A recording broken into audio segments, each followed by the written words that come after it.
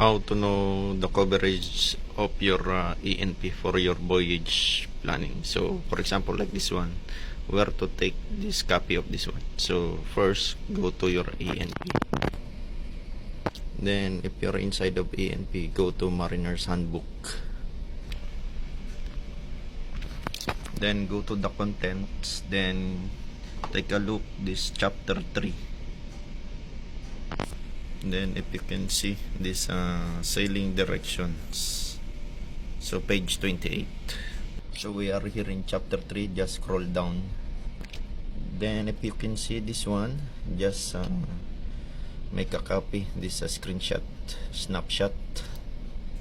Then if you can see, we have already this one. Then you can crop this one so that you have your copy. So for example, we need the ENP for Fujairah. So if you can see, so this one, we need this ENP 63 for Fujairah. So to find this Fujairah, go again to your ENP.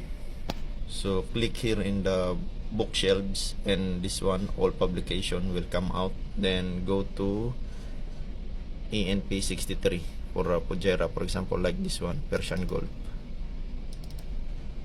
So we are already here in Persian Gulf. First thing, find this chapter index diagram. So if you can see, this is the chapter index diagram. And after that one, locate this Fujairah. For example like this one, it's here.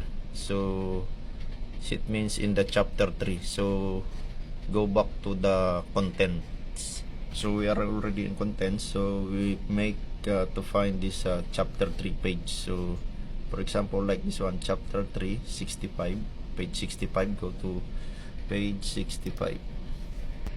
See, then now you are here in chapter 3. So just scroll up. If you can see, this is the first page of chapter 3. So you can locate here, for example like this one, Fujairah, this one. So it means 3.163.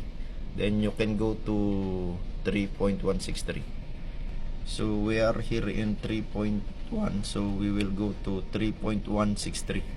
So if you can see, Port of Fujairah, 3.163. So all this one is information regarding Fujairah.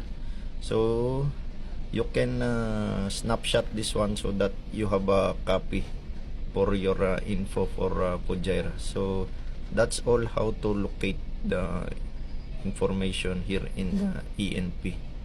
Hope that this one will help to you. Thank you.